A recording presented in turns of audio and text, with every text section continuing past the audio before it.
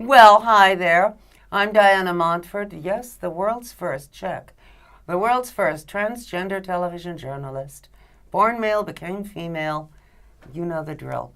Coming out. What is it? Well, we all know what coming out means, but let's talk to two men who are gay, who are Caribbean, both from being Caribbean is a very straight-laced environment.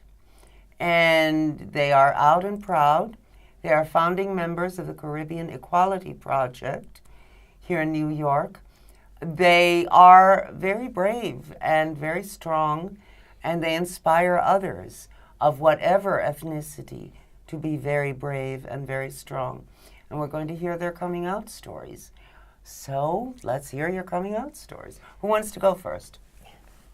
Yeah, my name is Marcus. I'm a gay male. I'm from Guyana, a little country in South America, the eastern tip of South America.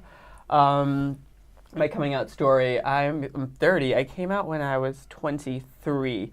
My entire life, I guess I started dating when I was 15, 16, so I've dated girls my entire life.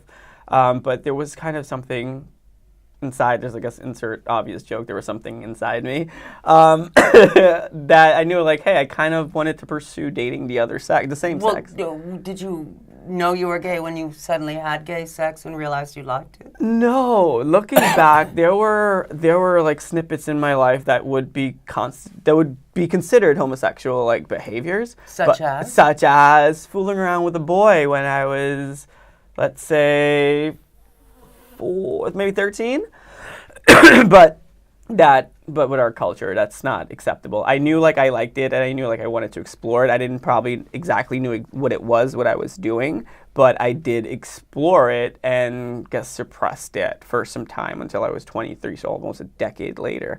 Didn't know, but just know within the culture that was unacceptable. Knowing what I didn't know what it was, but knowing that act was unacceptable. And I guess just sheltered it, and as I got older, went to school, my mind developed, and thought process included, like, different lifestyles. Like, hey, I think I may be attracted to the same sex. And that's when I pursued dating guys, and I haven't looked back since. Good. And what's your story? Hi everyone, I am Mohamed. I'm the Executive Director of the Caribbean Equality Project, and we are a Caribbean LGBTQ organization in New York City. Coming out, I actually left my parents' home when I was 22 because I knew I was gay. I knew I wanted to experience being gay and all of it, whether it was dating or going out socially. And I couldn't do that at home. I was incredibly embarrassed. There were moments of me feeling ashamed, and I didn't want my family to find out. So I left. I told my parents I needed to get my own space, and they supported it. They supported the idea of me moving out at 22, the oldest of their 4 children, and which in itself, in a Caribbean household, that was like taboo. You're moving without getting married? Like, Yeah, that's unheard of. Don't do it. But fortunately, my parents supported it. And I wanted to live alone, and I did. I lived alone for about a year until I met my partner. We met on AOL. Oh my goodness, what is is that? I know, AM Messenger. We met on AOL, and back then, that was a safe space for queer Caribbean people to... Is it no longer? I mean, AOL is in itself is not really used AOL is anymore. they're still around. I think they recently got rid of their AIM, the messaging, AOL Instant Messenger feature earlier this year. So they're still functioning, but they're not the giant as they once were. Because, I mean, now we have Tinder and Grindr and Jack and Facebook and Twitter and Instagram. We have all these networks, social media networks, that we can actually meet folks on, right? But when I came out, it was just AOL. Like, it was AOL, you went on, you type, you created a name, and you were able to meet different men, right? And different age groups. And for me, I was more attracted to Caribbean men. I wanted to be able to date someone who understood my culture and who would be able to have that similarity within the relationship, that I didn't have to, like, struggle to explain what it means to love curry and roti and what it means to be Guyanese, and, you know, And it wasn't until I was 26 until I came out to my family. Prior to that, I told my siblings. They all knew. And my partner and I started living together maybe like about 6 months of us dating. And I introduced him to my parents as my roommate. And living together in a house, there wasn't extra room, so it was easy to sort of mask this narrative of him And being also a they roommate, didn't want to right? know. And they didn't want to know, right? Yeah. And I wasn't ready to tell them. But when I was 26, I sat my parents down and at one of our regular Sunday dinners, told my siblings in advance, I'm going to do it today. I need you all to be there to support me. And they were.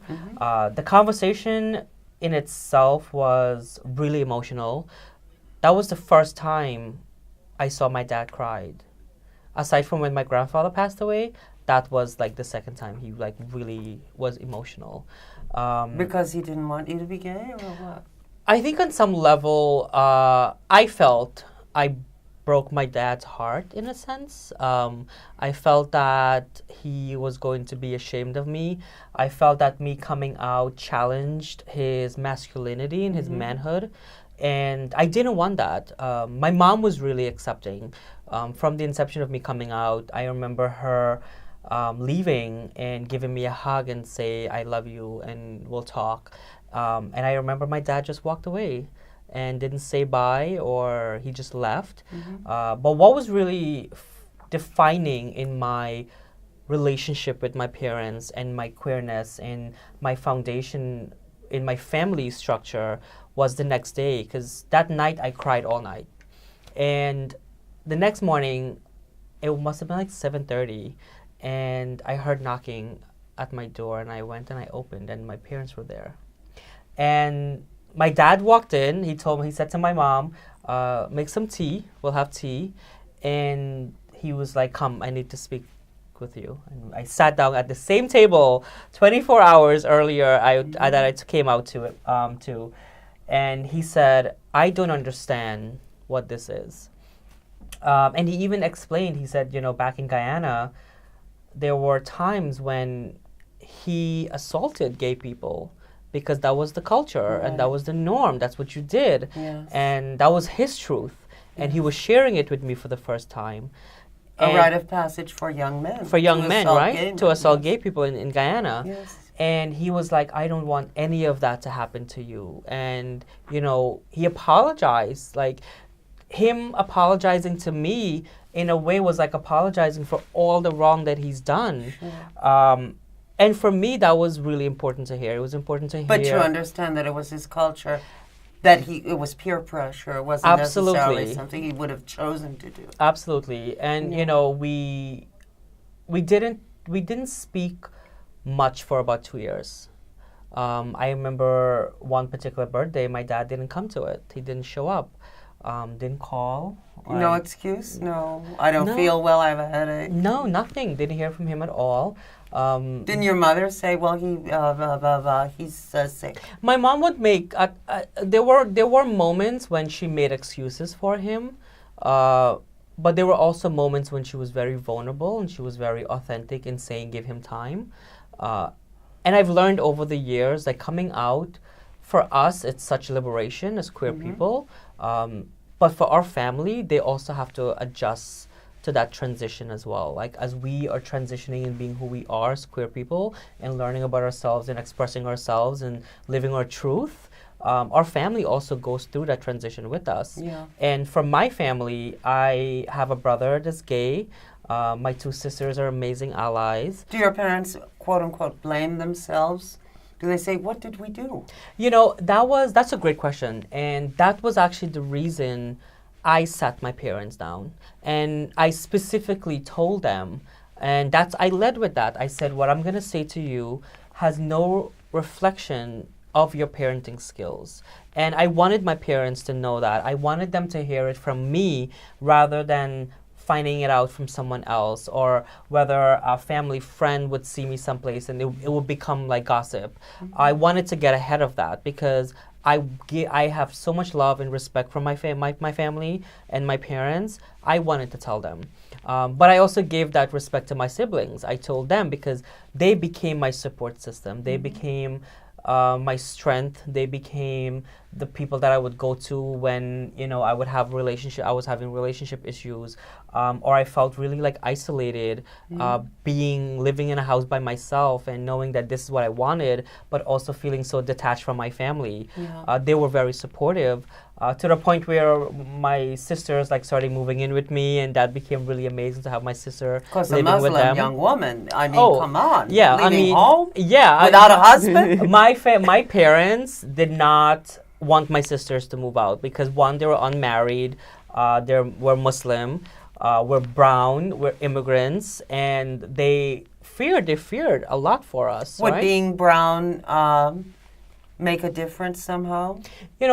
For me, being brown, being Indo-Guyanese, I experienced a lot of hate and a lot of discrimination after 9/11. 9/11 occurred the second day of my first semester of college. At the time, I was attending LaGuardia Community College, and it happened the second day of school. And I remember going to school and going to sociology classes, my sociology class, and we would talk about the impact of 9/11.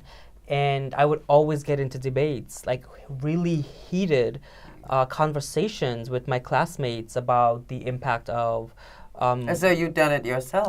Yes. People looked You at planned people it, looked yes. at me like I was the one who planned 9/11, and they And flew all the planes. yes, Yes. all they saw was me as a brown person. As soon as they heard my name, Mohammed, it was like, oh, it was like this look. Ooh, Oh, we have a Mohammed in the room, and it Like didn't. Dracula, help. Exactly. Yeah. It didn't matter that I was Caribbean and being Guyanese had no ties to any of the extremists, and it didn't matter that my faith doesn't condone any of this No, hatred. Islam is about love. It's not about love. hate. It's about Yeah. peace. It's about unity. But also, none of that to these folks mattered. I know. And I felt I had to defend myself.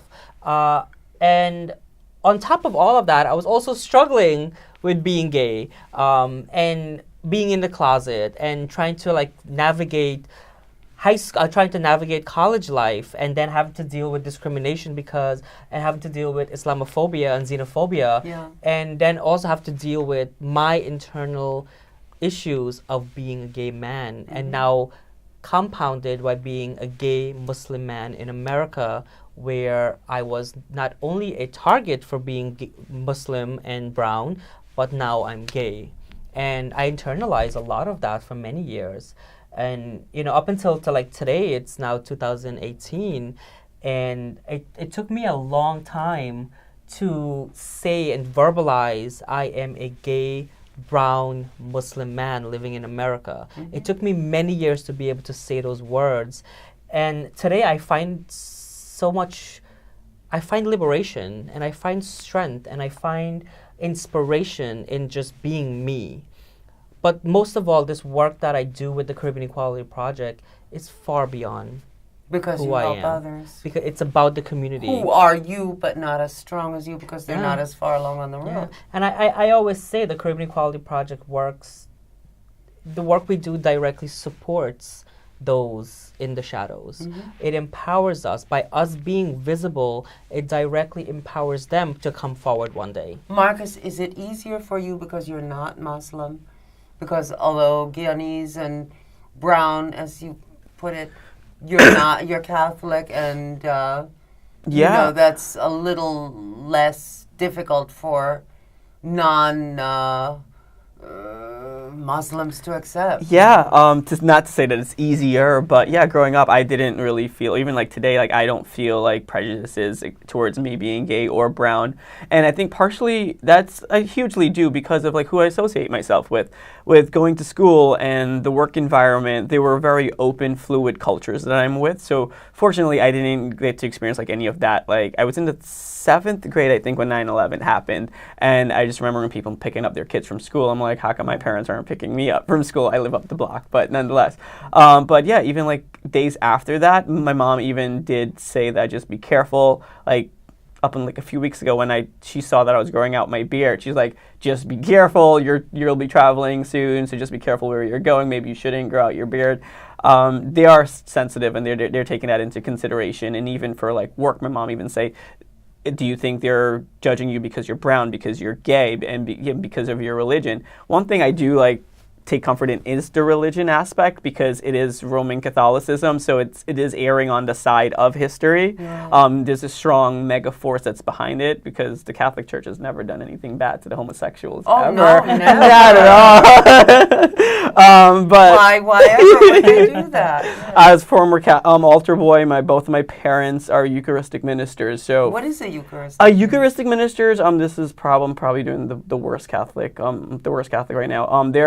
They're the folks that give you the body and blood of Christ. Oh, sure, the bread and the blood. Yeah, they're on the altar, then they come down during the procession. Isn't that great? It's very great. There's a sense of pride in that. Sure. When it comes to being brown and Catholic and gay, I do kind of put them all together. One isn't greater than the other. Is being brown such a big deal in New York in 2018? I mean, it's almost as though not being brown is the problem. Yeah, it's like if you don't have melanin these days, it's like there's something wrong with you. Right, So exactly. I wear my melanin with a badge of pride. And I wear my hair weird so they know I am cool. Exactly. You know? And Yes. if that works for you, then I'm totally okay with that, and let it work. I don't think it's more of an issue. I think it's more of creating our history, like creating history in New York City that sort of uplifts brown experiences, right? Because my ancestors were from India, and we were indentured servants in the Caribbean, right? Oh, and we dear. were brought by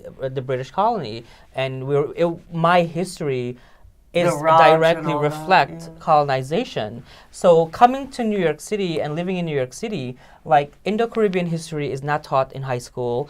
No one even knows what Indo-Caribbean is. But can I say something? Sure. It must have been like really special Indian people to be chosen by the British to go with them to Guyana. Like, we have these great Indians, we are bringing them with us. You know, I can say it Like was, it's a badge of honor. You know?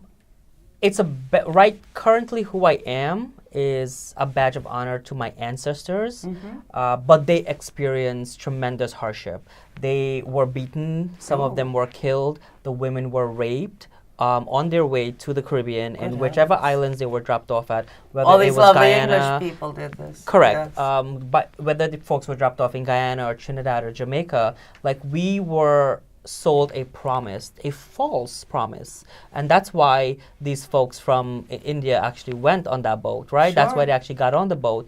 And these folks weren't privileged Indians; they were actually probably lower class folks who were struggling to make ends meet in And India, saw a better and life. saw a better Yeah, option, and they yeah. were sold this dream, only to be lied to. And their entire lineage is now actually, people in the Caribbean are actually trying to hold on to Indo-Caribbean culture, right? They're trying to hold on to the culture of, especially like the food and the language.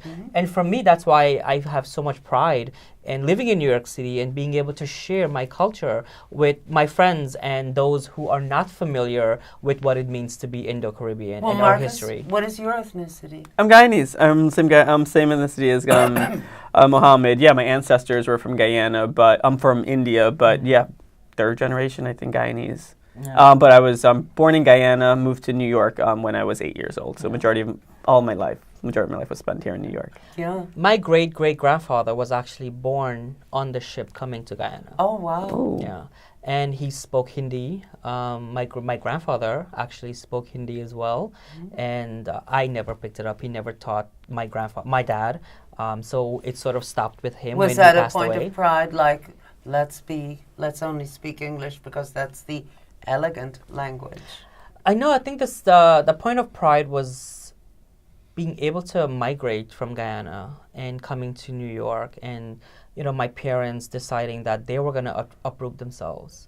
Because in a very sense, brave, very brave. Yeah, in a sense, it's what my ancestors went through, right? They were uprooted, and my parents chose to do the same Well, thing. this time it was a choice. This time it was a choice. That's the only difference. Like my parents chose to come to New York, But with that choice also came hardship because Sure. you know my Just the winters alone will kill you. oh From my, the my Caribbean dad countries, like still the hates States. it. Oh, please, Oh can my you god, Oh, yeah, imagine? he I'm still on the hates beach with the coconuts winter. and I'm coming. My stepmother is Cuban. Yeah. I just spat on you by accident. It's My okay, it's stepmother, loud. I used to wonder, how the hell when she first got here, how did she live through February and January? Yeah, this is Coming not the from life. Cuba, It's yeah. really cold. It's not. It's fantasized on TV and social media, but it's Oh, hard please. here. Oh, Have they it's seen like freezing. yellow snow? That is not cute. Oh, Yeah, no, don't do snow angels with me, yellow snow.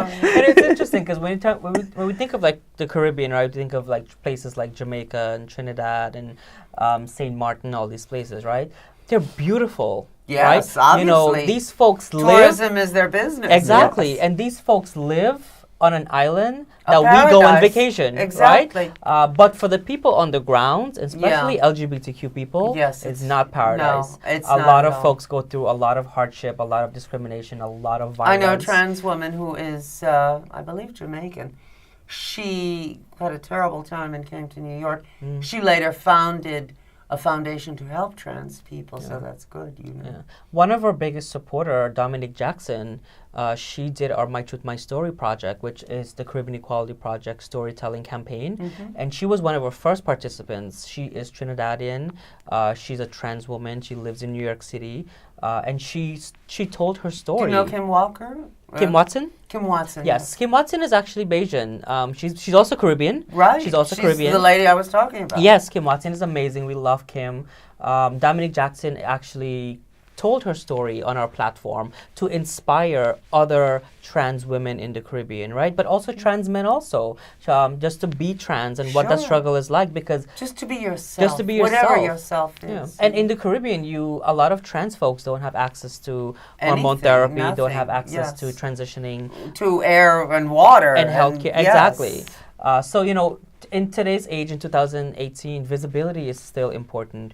But with that visibility, Comes telling our danger, story comes yes. danger. But in terms of like Caribbean people, it's about telling our story. You know, it's about creating our history here in New York City. But it's also about uplifting our ancestors at the same time. Marcus, are you still Catholic? Can you be Catholic and gay since they don't seem to like gays? I haven't they're looked priests into or it, but I'm the godfather to my best friend's son.